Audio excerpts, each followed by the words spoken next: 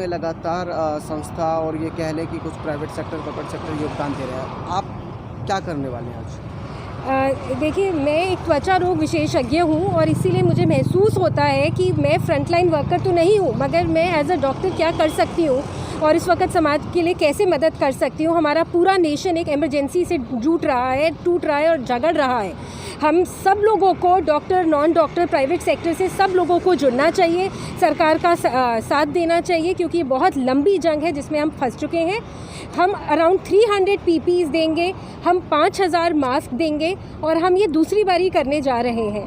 हम रोज़ाना Dipanjan charitable trust के द्वारा जो हम ऑक्सो बायोडिग्रेडेबल सैनिटरी पैड्स बनाते हैं, वो हमने बहुत सारी संस्थाओं को, बड़ी छोटी NGOs जिन्होंने हमसे लिया, फ्री बेसिस पे हमने कंट्रीब्यूट किए हैं करीब 3000 पैकेट्स ऑफ सैनिटरी पैड्स। मैं आप सबसे रिक्वेस्ट करूंगी, दरखास्त करूंगी कि हर इंसान को जो आज अपने घर पे आराम से बैठा है, उस इंसान के लिए सोचे जिसके पास घर नहीं है, जिसके सर के ऊपर छत नहीं है। PPT की बात कर रहे हैं हम, लगातार सरकार इस पे भी जोर दे रही है कि हमारे देश में PPT की कमी थी जी। तो क्या लगता है आपको कि जहां से आप देखिए, PPE की कमी पूरी दुनिया, पूरा विश्व फेस कर रहा है, क्योंकि ये नया वायरस है। इसके लिए नई तरह की PPE है। जैसे HIV की किट अलग होती थी, इसकी PPE किट अलग है, मगर इंडिया में प्रोडक्शन शुरू हो गई है और सरकार बहुत तेज़ स्पीड पे इस पे काम भी कर रही है। PPE अवेलेबल हो रही है जिस तरह नीड पड़ रही है, बस मगर डॉक्टर्स को इन्फॉर्मेशन देनी होती है कि कहाँ उनको ज़रूरत है, कितनी ज़रूरत है, और ठीक तरह से डॉफिंग बहुत ज़रूरी है। कैसे पहना जाए, कैसे उतारा जाए, वो भी एक कला है। मैं इस वक्त N95 मास्क में हूँ क्योंकि मैं अस्पताल जा रही हूँ आज काफ़ी सारे, मगर इसके अंदर बात करना, सांस लेना मुश्किल होता है। PPE में डॉक्टर को पहनना भी बहुत मुश्किल होता है। इसीलिए प्लीज़ ठीक PPE की क्वालिटी ही मिले और अच्छी PPE सारे डॉक्टर्स को भगवान करे विश्व में पॉसिबली मिल पाए। जो आप PPE डॉक्टर्स को प्रोवाइड करेंगे उसमें किस तरह से सेफ्टीनेस महसूस है? जो PPE हमने अरेंज करी हैं वो सारी सिट्रा अप्रूव्ड है और सारी सरकार की अप्रूव्ड PPE ही है जो हमने खरीदी हैं। नॉन अप्रूव्ड हमने नहीं खरीदी। देखिए, इस वक्त जो गलत काम कर रहे हैं, धांधलाबाजी कर रहे हैं, नकली मास्क, नकली PPE बना रहे हैं, उनसे डॉक्टर के लिए जानलेवा भी हो सकता है, क्योंकि वो पहन के अपने आप को कॉन्फिडेंट सोच सकता है, मगर उससे वायरस अंदर आ जाए। इसीलिए ये समय नहीं है लोगों के लिए पैसे कमाने का या नकली काम करने के लिए। सिर्फ अच्छी quality Sitra approved, DRDO approved PPE ही खरीदें, उन्हीं को डोनेट करें, उन्हीं को पहने।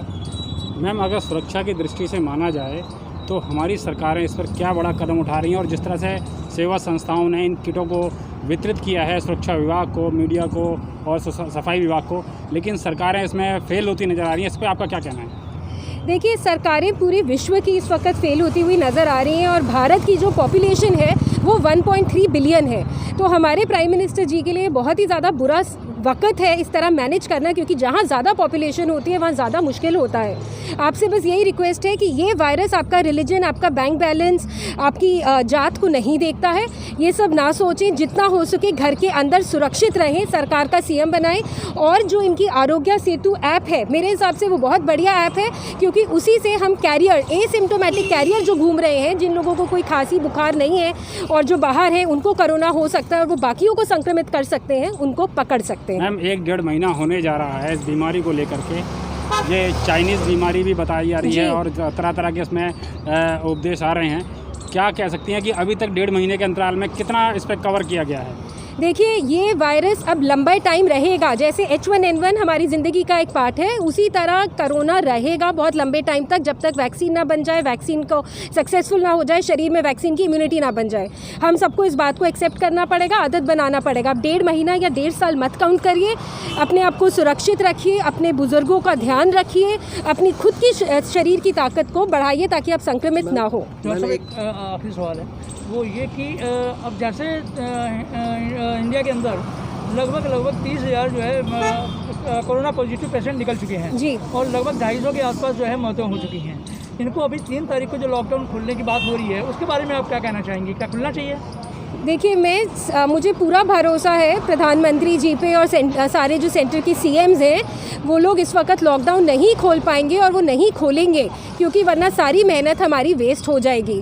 मगर कोई तरीका सोचना पड़ेगा आम जनता के लिए, उन लोगों के लिए जो रोज़ कुआं खोदते हैं और रोज़ उसी में से पानी पीते हैं, उनके लिए कोई सल्यूशन सोचना बहुत ज़्यादा ज़रूरी है सरकार के लिए। अब में अंतिम सवाल होगा, शॉर्ट में बताइएगा कि दिल्ली की बात करें, प्लाज्मा थेरेपी कितना कारगर है? देखिए, प्लाज्मा थेरेपी पूरी दुनिया में उसी के बारे में चर्चा हो रही है और ऐसा नहीं है कि इंडिया में ही पहली बारी करा गया है। प्लाज्मा थेरेपी में जो एंटीबॉडीज़ बनती हैं डिजीज़ के अगेंस्ट, उनको डाला जा रहा है। आप डॉक्टर्स को उसकी कोशिश करने दीजिए और उसके सक्सेसफुल केसेस भी आए हैं, तो ईश्वर ने चाहा तो वैक्सीन भी हमारे साइंटिस्ट बना देंगे और वो इंडिया में सबसे पहले बने। नमस्कार, दखल इंडिया लाइव 3 में आपका स्वागत है। प्यारे भारतवासियों, आज फिर मैं आपके सामने एक चौंकाने वाली खबर को लेकर के प्रस्तुत हुआ हूं। एक ऐसी खबर जो हमारे समाज के अंदर आए दिनों सुनने को देखने को मिल जाती है, लेकिन ये एक छोटी मोटी बात नहीं है जो आज आपके सामने मैं प्रस्तुत करने जा रहा हूं।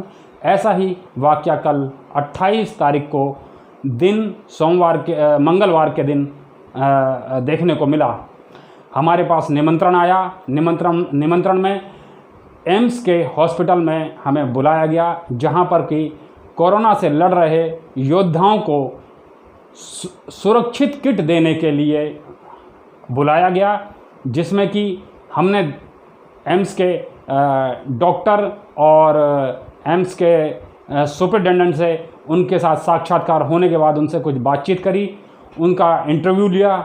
इंटरव्यू लेने के बाद हम लोग वहाँ पर कुछ देर खड़े रहे, जहाँ पर हमें ये मालूम पड़ा कि अब ये योद्धाओं को जो कोरोना से लड़ रहे हैं, इधर नई नई बीमारियां हमारे जीवन को ग्रसित कर रही हैं, उसमें ये कोरोना जो है अपनी एक छाप छोड़ करके जा रहा है।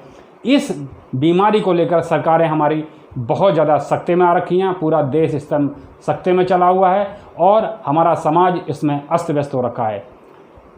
एम्स के सुपरिटेंडेंट के बाद हमने सीधा उन पेटियों की तरफ रुख करा जहां पर वो किटें रखी हुई थी, जहां पर उन किटों को सुरक्षा विभाग, मीडिया कर्मियों को और सफाई कर्मियों को दिया जाना चाहिए था, लेकिन वहां कुछ और ही नज़ारा देखने को मिला। मेरे प्यारे भारतवासियों, हमने उन किटों का मुआयना किया। हमें ये लगा कि जैसे कि ये किटें अब वितरित की जाएंगी समाज के अंदर, लेकिन वहाँ के बाद हमें सीधा सफदरजंग हॉस्पिटल ले जाया गया, जहाँ पर कि उन किटों के कार्टून हमने देखे और वहाँ पर हमने ये पहले ही मैं आपको बता देना चाहता हूँ कि जिसमें ये लिखा था कि हमारी जो हॉस्पिटल की जो एक डॉक्टर मैडम महोदय हैं, वो सदस्य एक स्वास्थ्य मंत्रालय की हैं।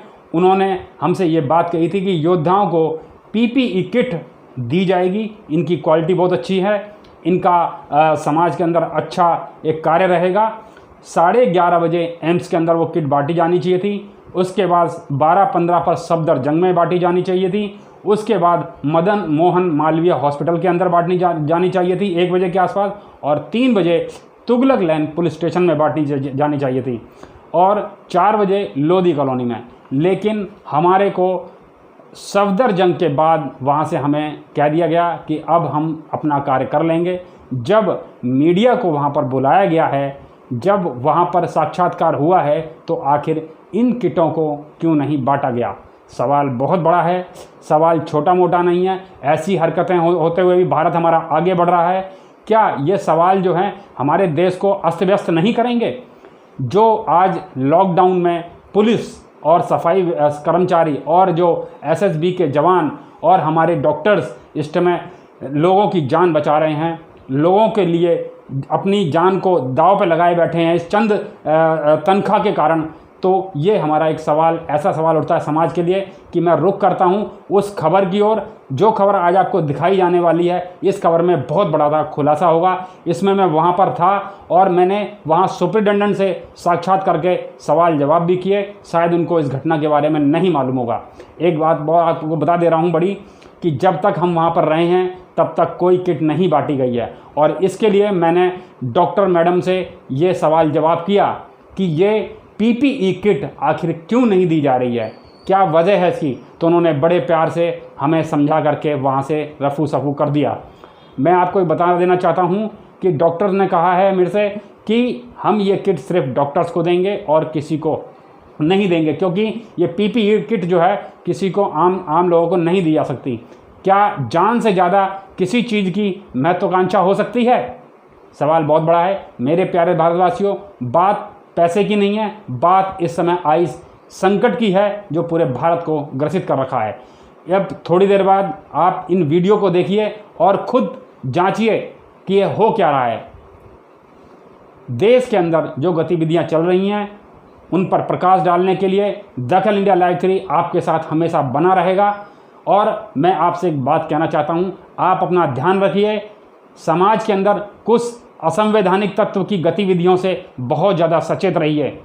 और एक बात और सुनने में आई है कि मंत्रालय या कुछ लोगों ने ऐसा कुछ सरकारी डिपार्टमेंट ने यूट्यूब चैनल और कुछ ऐसे छोटे पत्रकारों को जो कि सच्चाई से देश को अवगत कराते रहते हैं, उनकी तरफ ध्यान देते हुए कि इन लोगों को काम ना करने दिया है, इस पर मैं विचार से खंडन करता हूं कि ऐसा नहीं होना चाहिए। हमारे बड़े चैनल इन ऐसी छोटी छोटी हरकतों को नहीं दिखा पाते हैं। हरकत ये छोटी नहीं है, मैं तो उसको बड़ा ही कहूँगा, लेकिन हमें समझना चाहिए कि हमें इन गतिविधियों को कहाँ तक सोच को अच्छा बनाना चाहिए।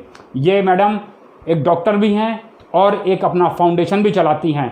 इस खबर में उनकी हम बाइट लेते हुए एम्स के आगे दिखा रहे हैं, आप इनको देखिए। मैं इनका नाम नहीं लेना चाहता, सिर्फ इस असंवैधानिक गतिविधि पर नज़र डालना चाहता हूँ, प्रकाश डालना चाहता हूँ कि आखिर जो भारत के अंदर हो रहा है ये कदापि नहीं होना चाहिए। और मैं आपको एक विशेष जानकारी देना चाहता हूँ, मेरे पास बहुत सारी उल्टी सीधी खबरें भी आ रही हैं जिनको कि मैं आपको नहीं दिखा पाता हूँ बिना तथ्य के। तथ्य जब मेरे पास आता है तभी मैं उसको चलाता हूँ, उसको दिखाता हूँ। अभी सुनने में आ रहा है कि हॉस्पिटलों के अंदर कोरोना से जो मरीज बिस्तर के अंदर लेटे हुए हैं उनका बुरा हाल चल रहा है। सुनने में ये तक आ रहा है कि उनके इर्द गिर्द लाशें तक पड़ी हुई हैं, उनको हटाया तक नहीं जा रहा है। ऐसी गतिविधियों को आखिर अगर हो रहा है तो कृपया इनको बंद करें, समझें। दखल इंडिया लाइव 3 में अभी इतना ही। खबर को देखते रहिए, मैं आपसे फिर मिलूँगा। नमस्कार, जय हिंद। डॉक्टर्स के लिए पीपी किट अवेलेबल करवा रहे हैं, क्या कहना चाहेंगे आप? देखिए, मैं अखिल भारतीय आयुर्विज्ञान संस्थान एम्स की तरफ से दीपांजन ट्रस्ट और विवेकानंदन ट्रस्ट को, जो कि यहाँ पर हमें जिन्होंने 130 पीपीई किट गिफ्ट की हैं, उनका बहुत बहुत धन्यवाद करता हूँ। उनकी दी हुई ये किट जो हैं हमारे हेल्थ केयर वर्कर्स के लिए डेफिनेटली हेल्पफुल होंगी, क्योंकि ये पीपीई किट जो हैं उनको पेशेंट केयर सर्विसेज प्रोवाइड करने के अंदर जो है एडिक्वेट प्रोटेक्शन का काम करेंगी, जिसकी कि अत्यधिक आवश्यकता थी। डॉक्टर्स के लिए क्या कहना चाहेंगे जो लगातार अपनी मेहनत कर रहे हैं, योगदान दे रहे हैं? देखिए, इस विषय में ये कहना चाहूँगा कि ये एक लड़ाई है, युद्ध है, और इस युद्ध में सिर्फ डॉक्टर्स ही नहीं, पूरी हेल्थ केयर टीम जो है, it's a team work. Doctor, nurses, technical staff, group C staff सभी मिलजुल कर योगदान कर रहे हैं। और मुझे उम्मीद ही नहीं, विश्वास है कि हम इस लड़ाई में कोरोना को हरा कर और जीतेंगे। सर, एम्स जो है इतना बड़ा हॉस्पिटल है, भारत के अंदर इसका अपना नाम है, ये कोरोना को लेकर के कितना जागरूक रहा है अभी तक 1.5 महीने के अंदर? देखिए, हम लोगों ने अपनी फैसिलिटीज़ को पूरा रीऑर्गेनाइज़ किया है। उस रीऑर्गेनाइजेशन के अंदर जो है हमने अपने जो हमारा ट्रॉमा सेंटर था, उस ट्रॉमा सेंटर को पूरा खाली करके हम वहाँ के सारे पेशेंट्स को हमने मेन हॉस्पिटल में शिफ्ट कर दिया है। और ट्रॉमा सेंटर और उसके साथ में एक हमारा नया जो अंडर डेवलपमेंट ब्लॉक था, Burns and plastic surgery block, वहाँ पर हमने जो है लगभग 350 पेशेंट्स के हॉस्पिटलाइजेशन के लिए, जिसमें से कि लगभग 100-150 के बीच में जो है आईसीयू बेड्स हैं, उस सब को तैयार किया है। इसके अलावा जो है हमारा कैंपस जो है नेशनल कैंसर इंस्टीट्यूट झज्जर में है, तो वहाँ पर हमने 350 पेशेंट्स के लिए आइसोलेशन फैसिलिटी की अरेंजमेंट की है।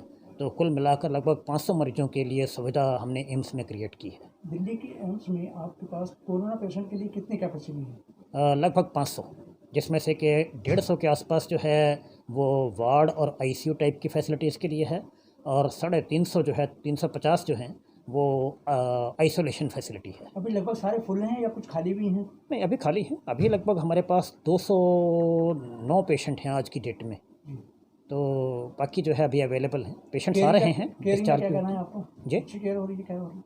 एकदम लोग बहुत खुश हैं, ना केवल मेडिकल केयर से बल्कि जो हॉस्पिटलिटी उनको मिल रही है उससे भी। फील और उनका जो लंच और डिनर का मामला है, ये क्या घर से लोग लेके आते हैं या हॉस्पिटल प्रोवाइड करता है? नहीं, ये सब हॉस्पिटल प्रोवाइड करता है, क्योंकि ऐसे मरीजों के साथ जो है उनके अटेंडेंट्स वगैरह कोई नहीं होते हैं, तो हर तरह की सुविधा जो है, चाहे वो मेडिकल केयर है चाहे हॉस्पिटलिटी है, सब कुछ हॉस्पिटल के द्वारा अरेंज की जाती है। ये दिन का रूटीन क्या है आपका पेशेंट को देने का?